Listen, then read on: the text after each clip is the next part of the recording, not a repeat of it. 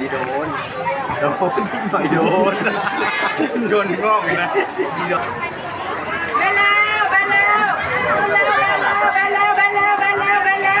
ไปแล้วไปแล้วไปแล้วไปแล้วไปแล้วไปแล้วไปแล้วไปแล้วไปแ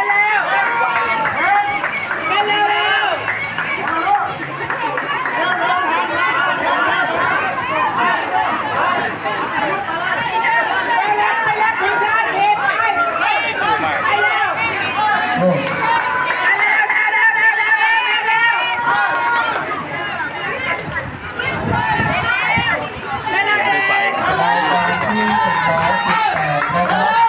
รายการที่118นะครับน้องเปานาวิกโดนเป็นมือนะน้องหญิงเก้าน้องต้นคิดครับน้องเก้าเป็นอะไรครับ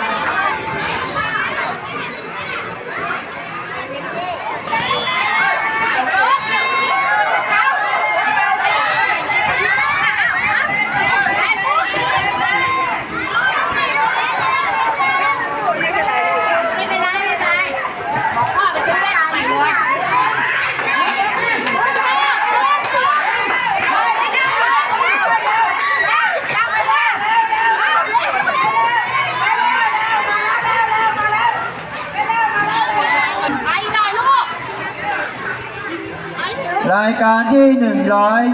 120นะครับรายการที่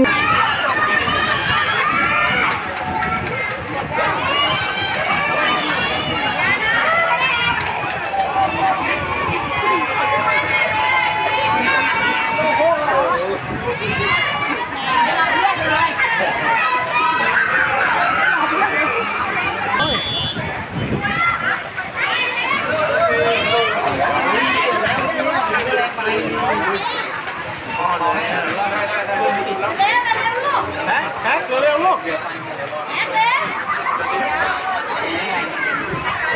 รายการที่122ครับรายการที่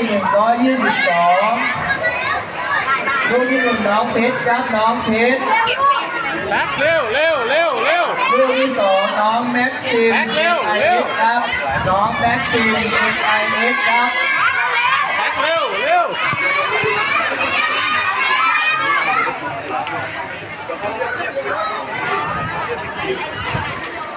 น้องแม็กซิมMI